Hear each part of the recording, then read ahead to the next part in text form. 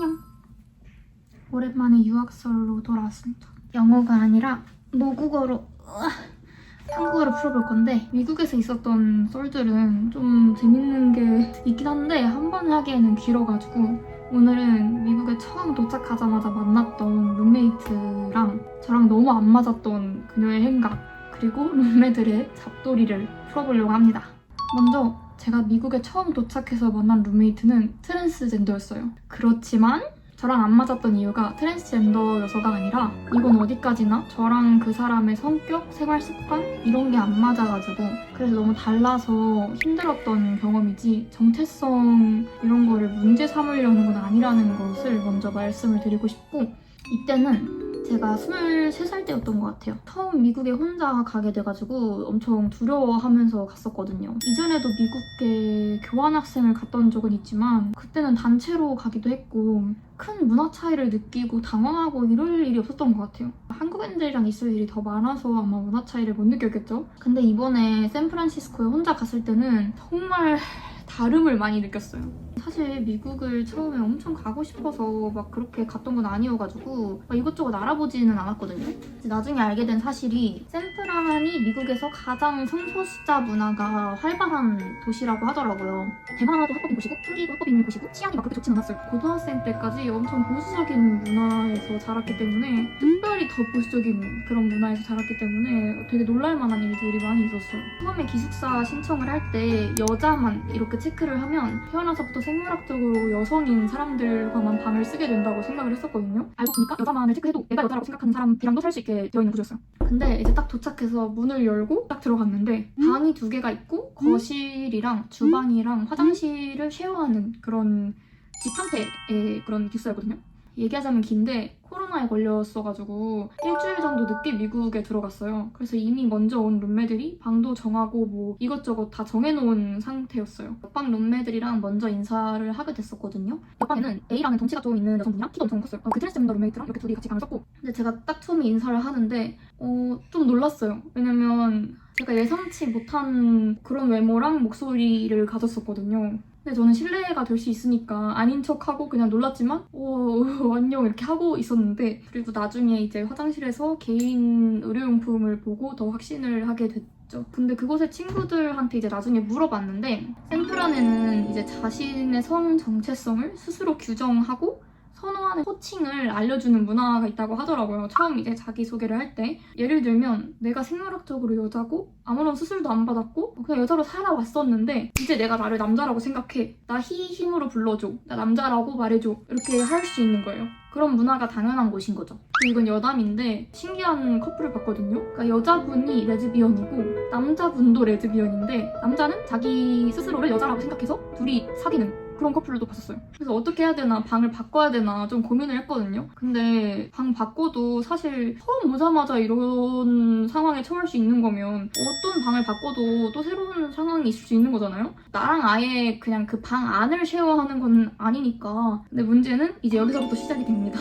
순서대로 룸메 잡돌이부터 얘기를 할게요. 제가 늦게 들어가니까 이미 청소 순서 이런 것도 애들이 다 정해놓은 상태였거든요. 그러니까 저한테는 되게 간단하게 이런 걸 알려줬어요. 4주에 한 번씩 너가 하게 될 거다. 이렇게 정도? 그리고 주방용품 이런 건 다 같이 쉐어를 한다. 뭐 이런 얘기? 알았다 하고 했죠. 이제 제 차례가 와서 그 화장실 겸 욕실을 청소를 해야 됐었거든요. 근데 여기서 아셔야 될 게, 제가 고등학교 때 기숙학교를 살았어요. 근데 거기서는 애들이 최대한 그 화학약품을 닿지 않게 하기 위해서 화학적 청소용품?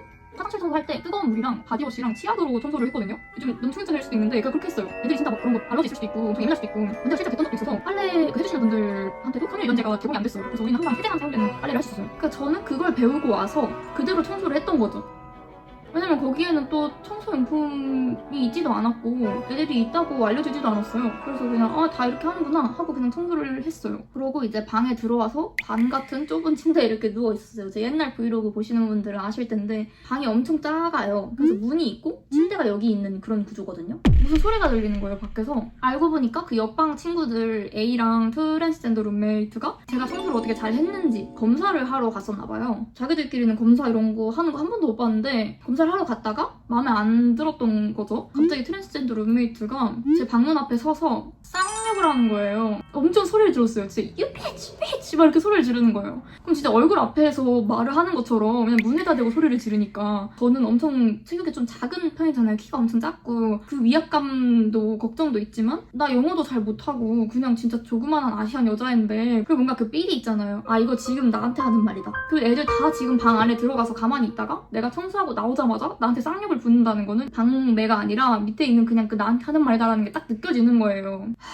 나가야 되나? 어떡하지? 이렇게 하고 있는데 A가 문을 똑똑똑 이렇게 하더라고요. A가 잠깐 나와봐 하는 거예요. 근데 A 뒤에는 이제 씩씩거리고 있는 쌍욕을 아직도 하고 있는 그 트랜스젠더 룸메이터가 있었고 그래서 저는 이제 조심히 일단 나갔죠. 너 청소했냐고 그러는 거예요. 나 방금 다 했다. 아 그래? I can't smell the chemicals. 케미컬 냄새가 안 난대. 나는 바디워시랑 치약으로 청소를 했는데 정말 한심하다는 듯이 바디워시는 for your body. It's not for cleaning. 한심하다는 듯이 무슨 애한테 가르치듯이 얘기를 하는 거예요. 바디워시가 몸 닦는 거인 거 아는데 공용 청소 용품이 있다는 거를 말을 안 해줬단 말이에요. 나는 배운 대로 하는 거잖아. 이게 욕까지 먹을 일인가? 싶은 거예요. 그냥 말해주면 되잖아. 내가 일부러 그런 것도 아닌데.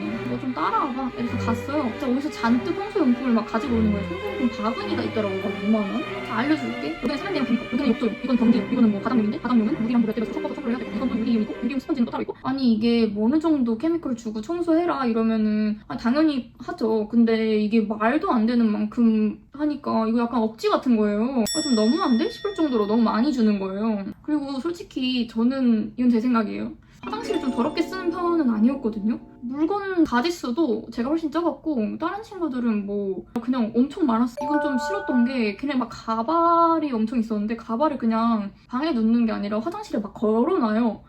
그래서 바닥에 가발 그 머리카락들도 엄청 뭉치뭉치로 막 다 떨어지고 이랬단 말이에요. 근데 그것도 안 치우고 그냥 방치해두고. 근데 저는 그때 금발이었거든요. 바닥에 이렇게 있는 뭉치 머리카락도 내게 아니라는 걸 알고 있었거든요. 근데 이제 A가 선심 쓰듯이 주말에 다시 해. 알았다고 하고 방에 들어왔죠. 저 울 뻔했어요. 너무 서러워가지고. 근데 이게 인종차별 뭐 이렇게까지 생각이 들지 못했고 뭐 그리고 주말에 다시 청소를 하러 갔어요. 근데 이제 케미컬 알려줬는데 너무 빨리 알려줬잖아. 난 잘 못 외웠고 A가 모르는 거 있으면 물어봐 내가 도와줄게 이러는 거예요. 그래서 같이 좀 알려주나? 뭐 이런 생각했는데 승진했죠. 어떻게 케미컬을 보면서 했어요. 그 설명서 보면서 도저히 모르겠는 게 있으면 예를 들면 뭐 물이랑 몇 대 비율로 섞어야 했잖아요. 그럼 기억이 안 나는 거예요. 그럼 물어봤더니 그래? 그거 그냥 몇 대 넣어서 섞으면 돼. 이렇게 하고 그게 도움이 끝이었고 제가 청소를 끝나고 나니까 또 검사를 하러 오시더라고요. 그 사건은 그렇게 마무리가 됐어요. 나만 억울했던 그 사건. 그렇게 잡돌이가 끝나고 근데 여기서 끝이 아니에요. 욕만 먹은 게 문제가 아니라 진짜 문화 차이? 이거 문화라고 할 수 있나? 너무 충격 먹었던 일이 진짜 있는데 이게 바로 그 트랜스젠더 룸메이트랑 안 맞았던 포인트거든요. 밖에서 이제 친구들을 만나고 낮에 잠깐 기숙사에 들어왔어요. 근데 문을 딱 열었는데 진짜 너무 놀라서 문을 잡고 그냥 이렇게 서 있었어. 어디 뭐 들어가질 못했어. 그냥 이렇게 하고 서 있었어요. 트랜스젠더 룸메이트가 양은 냄비에 물을 끓이고 있었거든요. 이거 어떻게 보이는지 모르겠는데 우리 라면 먹는 양은 냄비 있잖아요. 거기에 물을 가득 담아서 폴폴 끓고 있었는데 이게 뭐 끓여놓고 잠깐 뺀 것도 아니고 그냥 폴폴 끓고 있었는데 거기에다가 자기 머리카락을 이렇게 넣고 끓이고 있는 거예요.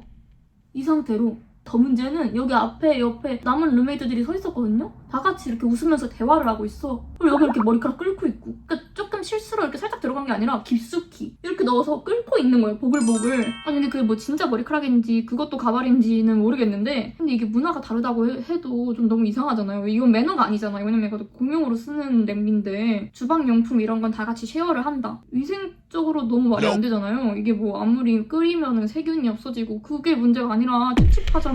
그렇게 하면 머리카락이 뭐 부드러워지는지 뭐가 좋은지는 모르겠지만 너무 충격 먹어서 떨고 있는데 또 남은 룸메이트들이 하이 클레어 막 이렇게 인사를 하는 거예요. 그 와중에 그 트랜스젠더 룸메이트는 저 별로 안 좋아하잖아요. 인사도 안 해. 그냥 머리카락 담그고 이러고 있고 이제 거기서 뭐라고 말을 할 수도 없고 저는 이미 미국에 가서 다름을 다 인정해야 된다 이런 생각도 엄청 많이 하고 있었던 상황이기도 하고 또 거기서 내가 뭐라고 말 안 들? 영어 못하는 내가 영어 잘하는 그 3명과 대화해서 어떻게 뭐 이겨먹을 거야. 이거 매너가 아니라고 어떻게 설명을 할 거야. 봉진 상태로 하이 이러면서 들어갔죠. 진짜 눈이 거기 고정된 상태로 그냥 이렇게 보면서 들어갔어 내 방으로. 근데 이제 제가 너무 궁금한 거예요. 물론 나는 그 냄비를 이제 안 쓸 거지만 있는 문화인지. 그때 친했던 흑인 친구들이 가발을 많이 쓰는 친구들이 있었는데 혹시 뭐 가발이든 머리카락이든 그런 걸 좀 끓이면 머리에 좋냐. 내 룸메이트가 그걸 하고 있었다 막 이렇게 얘기를 했는데 그런 건 처음 본다. 그건 매너가 아니지 않냐 막 이렇게 얘기를 하더라고요. 결국 그 양은 냄비를 그 다음에 바로 누가 썼는지는 모르겠지만 나중에 거실에서 핸드폰 하다가 봤는데 그 트랜스젠더 룸메이트가 그 양은 냄비에다가 라면을 맛있게 끓여 먹더라고요. 미국에 처음 도착해서 겪기에는 너무 다양한 일이었어. 아주 다양한 생각이었어. 여기까지. 유학설 재밌게 보셨을까요? 다시 한번 강조하지만 오늘 썰의 포인트는 정체성 뭐 이런 것 때문이 아니라 저랑 생활 습관이나 어떤 태도, 뭐 생각 이런 게 정말 달랐던 룸메들과의 어떤 부딪힘에 대한 그런 썰이지 정체성을 비하하거나 그 특정 정체성을 깎아내리거나 이러려는 의도가 없습니다.